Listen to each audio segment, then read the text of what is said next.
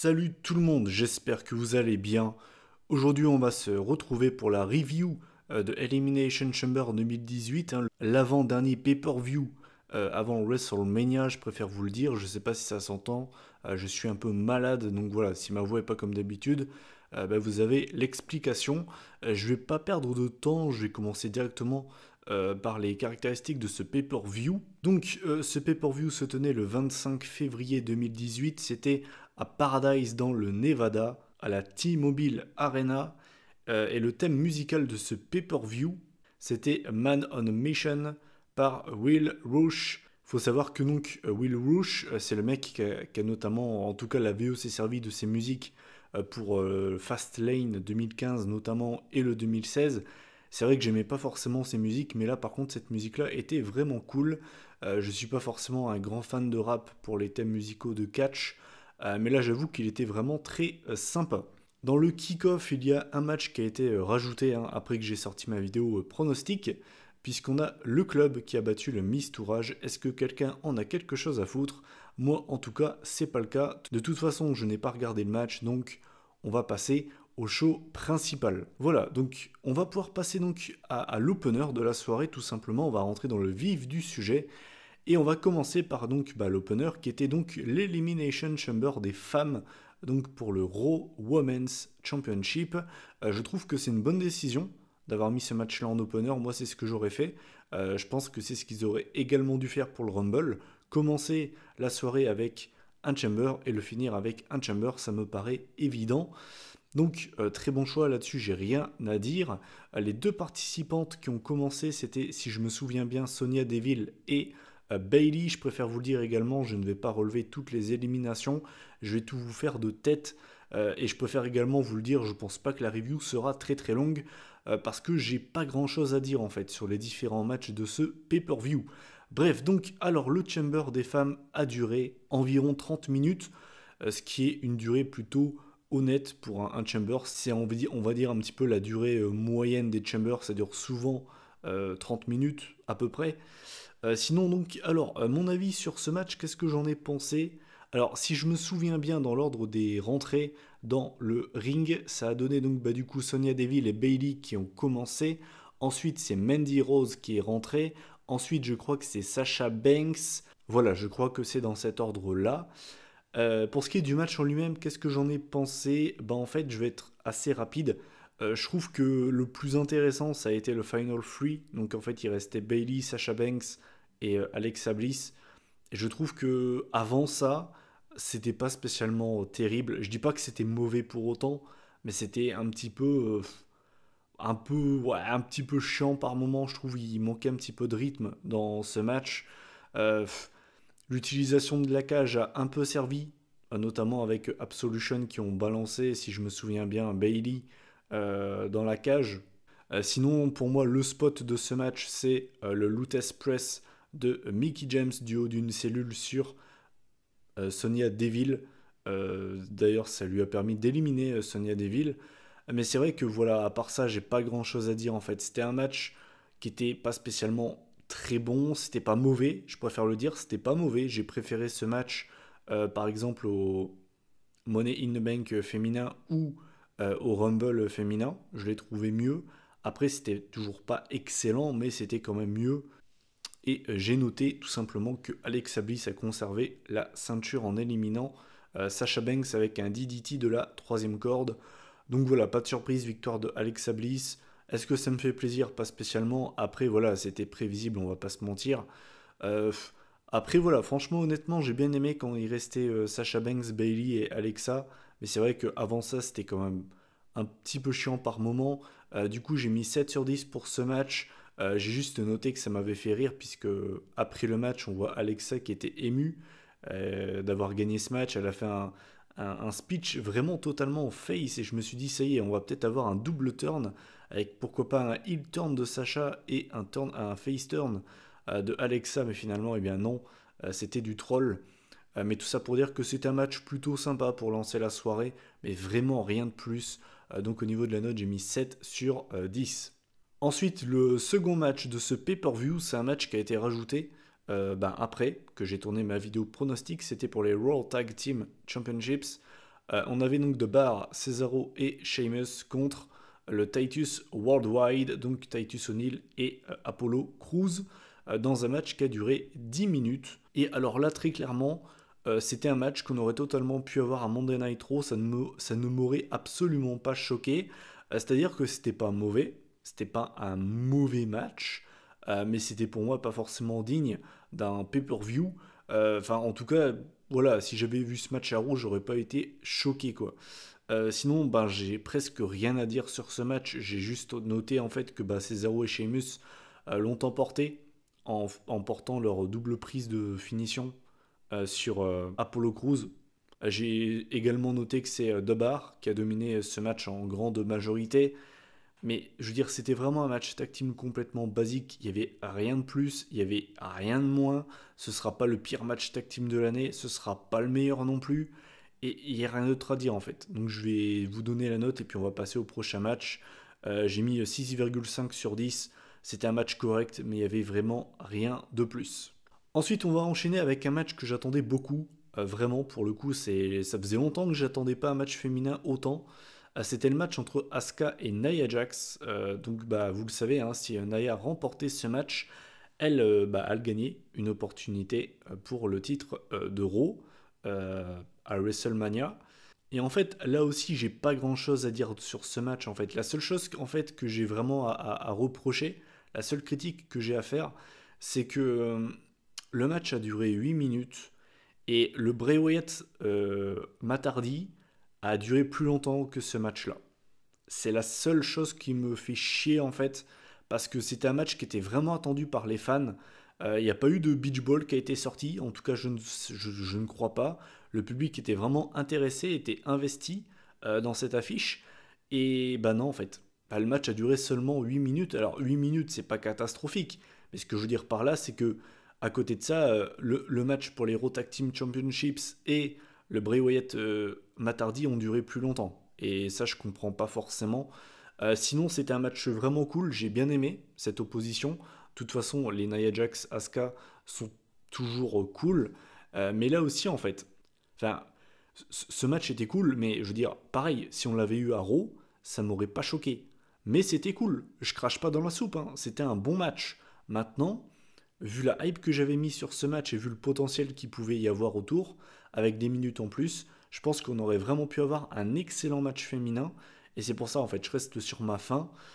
Sinon, eh bien, en fait, la fin du match, on a Asuka qui, en fait, réussit à porter un roll-up sur Nia Jax, surprend Nia, et donc victoire de Asuka qui reste invaincue. La streak continue pour Asuka.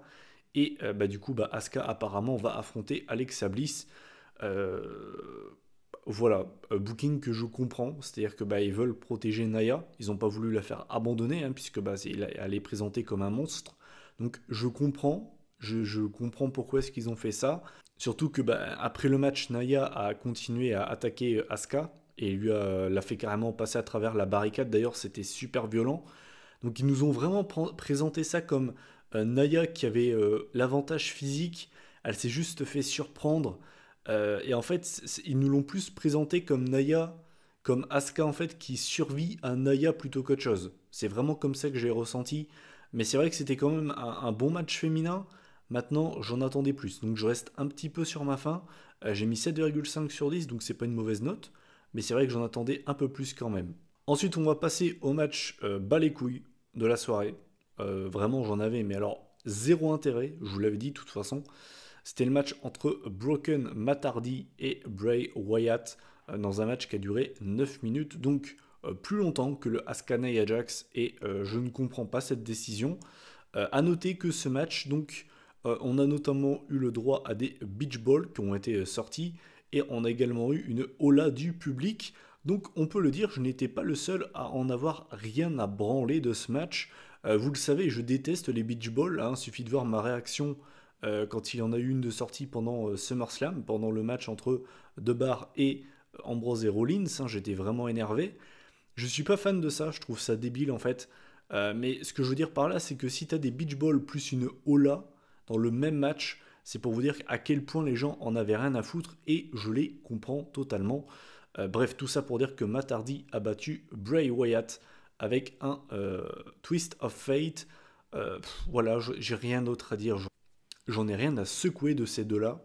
Pour ce qui est de la note, j'ai mis 4 sur 10. Il y en a peut-être qui vont me trouver sévère. Alors peut-être que c'est parce que j'en avais rien à secouer, que j'étais pas forcément très concentré, j'en sais rien. Mais je l'ai vraiment pas trouvé terrible. Mais cela dit, c'était mieux que leur match du Manhattan Center à Raw. Et en même temps, j'ai envie de vous dire, c'était pas forcément très compliqué.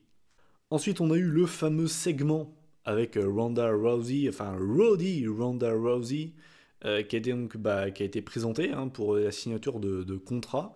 On avait donc Kurt Angle, qui est le general manager de Raw. On avait Stephanie McMahon et Triple H. Alors, j'ai vu des gens qui ont critiqué Ronda Rousey par rapport à sa promo, puisque forcément, elle était émue, elle a commencé à pleurer, et c'était pas joué, elle était vraiment émue. Il faut savoir une chose, c'est que c'est une fan de catch depuis toute petite, et par rapport à sa promo, je vais pas être sévère avec elle. Voilà, elle était émue, c'est sa première promo en tant que catcheuse, je vais pas être sévère. Je suis gentil, franchement je suis gentil parce que d'habitude je l'aurais taillé. Là je suis gentil, je vais pas être méchant avec elle aujourd'hui. Donc voilà, elle est émue, elle réalise son rêve. Ok, je comprends, il n'y a pas de souci. C'est pas ça que je vais critiquer. Cela dit, j'ai trouvé que c'était super mal amené. Le fait que Kurt Angle balance les doses que Triple H et Stephanie se disaient en interne, en fait, je trouve que ça ne fait pas de sens. Pourquoi Stephanie et Triple H auraient dit ça à Kurt Angle et dans ce cas-là, pourquoi avoir ramené Kurt Angle dans le ring en fait? J'ai trouvé ça bête. Et quand Triple H a ramené Kurt Angle, pourquoi est-ce qu'il lui a pas pris son micro en fait? Enfin bref, j'ai trouvé ça super mal joué. Vraiment, j'ai trouvé ça super mal joué. Et au final, eh bien derrière, Ronda Rousey a fait passer Triple H à travers une table. Et ensuite, Stéphanie lui a mis une énorme claque avant de se barrer. Pareil, ça j'ai du mal. Elle avait déjà fait ça à WrestleMania. J'ai beaucoup de mal à voir Triple H se faire dominer comme ça par une meuf. Désolé, il y en a peut-être qui vont dire que c'est sexiste, j'en sais rien. De toute façon, on est en 2018, on a des polémiques pour rien. Mais je trouve, je sais pas, j'ai du mal. Je sais pas si vous aussi vous avez du mal. On parle de Triple H, 14 fois champion du monde, de King of Kings, de Cerebral Assassin. Même si là il est en mode CEO, même si là voilà il est pas en tant que catcheur, j'ai beaucoup de mal. J'ai beaucoup de mal à voir ça. Je sais pas ce que vous en pensez. Enfin bref, on va passer au main event parce que j'ai rien d'autre à dire là-dessus. Et donc le main event de la soirée, c'était donc l'Elimination Chamber masculin, match qui a duré 40 minutes. Alors les trois participants qui ont commencé ce match, c'était Finn Balor, Le Miz et Seth Rollins. Alors, pareil, là aussi, en fait, j'ai vraiment pas grand chose à dire sur ce match. Désolé, il y en a peut-être qui vont trouver cette review bâclée, j'en sais rien. Mais c'est un pay-per-view qui m'a très peu inspiré. J'en suis ressorti un petit peu déçu quand même. J'avais plus l'impression en fait de voir un Monday Night Raw qu'un pay-per-view. J'avais plus l'impression de voir un Monday Night Raw avec des stipulations plutôt qu'autre chose. Et en fait, ce match, très clairement, il y a un homme qui a marqué ce match, c'est Braun Strowman. On a été habitué dans le passé à voir Braun Strowman dominateur. Ça, c'est pas nouveau. On a aussi été habitué à voir Braun Strowman résistant, capable de se prendre des coups dans la gueule à gogo. Là, ce soir, j'ai trouvé que c'était trop. Et ça vient d'un gars qui adore Strowman, ça vient d'un gars qui adore Braun Strowman. Je trouve que Braun Strowman a subi beaucoup trop. Il a beaucoup trop encaissé de finisher. Je vais même pas vous relever tout ce qu'il a pris parce que c'est n'importe quoi. Sans déconner, ça doit être le catcheur qui a pris le plus de finishers dans un seul match dans l'histoire de l'AVE. Sans déconner, c'est du n'importe quoi. Surtout que, je sais pas si vous vous souvenez, à No Mercy l'année dernière, le mec s'est fait coucher par Lesnar avec un F5. Le mec se fait coucher avec un F5, mais genre là, le mec se prend 50 finishers et il résiste. Vous voyez ce que je veux dire? Il y a un problème de logique. Je sais qu'on ne doit pas comparer des matchs à la VE parce que c'est pas comparable tout ce que vous voulez, mais il y a un problème en fait. Là, je trouve qu'il a beaucoup trop encaissé. Donc bref, tout ça pour dire que Braun Strowman a éliminé 5 catcheurs dans le match. Donc il a fait la performance de sa vie. Tout ça pour au final perdre face à Roman Reigns en finale avec notamment une esquive. Donc Strowman qui passe à travers le plexiglas. Et derrière, il se prend, si je me souviens bien, un Superman Punch et 2 Spears. Donc voilà, Roman Reigns va à WrestleMania, j'ai rien d'autre à dire. J'ai vraiment rien à dire en fait. Enfin, le match était plaisant, cela dit. Le match était bon, hein, on va pas cracher dans la soupe. Mais je trouve que Strowman était trop présent. Je trouve que c'était trop centré sur lui. Je trouve on n'a pas assez vu Rollins. Enfin, par exemple, j'ai vraiment préféré le Chamber de l'année dernière. Je sais pas ce que vous en pensez. Enfin bref, tout ça pour dire que j'ai mis 8 sur 10. Ben c'est tout. J'ai vraiment rien d'autre à dire. Voilà, bah écoutez, en faisant la moyenne de ce pay-per-view, on arrive à la moyenne de 6,6 sur 10. Désolé, c'est clairement pas ma meilleure review, j'en suis désolé, mais je vais pas me forcer à développer. J'ai trouvé que c'était un show qui était beaucoup trop ressemblant à Monday Night Raw, j'avais pas forcément l'impression qu'on était en pay-per-view. Je ressors un peu frustré, enfin un petit peu déçu de ce pay-per-view. Alors attention, je préfère le dire, c'est pas un mauvais show. C'est pas un mauvais show. Le seul match que j'ai pas aimé, c'est le Broken Matt Hardy Bray Wyatt. Sinon, le reste, bah, c'était solide, il n'y a pas à chier. Mais je suis désolé, je ressors déçu. Donc voilà, n'hésitez pas à réagir en commentaire, à donner votre avis en commentaire sur ce pay-per-view. Qu'est-ce que vous en avez pensé tout simplement. Et puis bon, on se retrouve en fin de semaine pour une prochaine vidéo. J'espère quand même que vous avez apprécié cette review. Et puis ben voilà, portez-vous bien, prenez soin de vous. Salut tout le monde!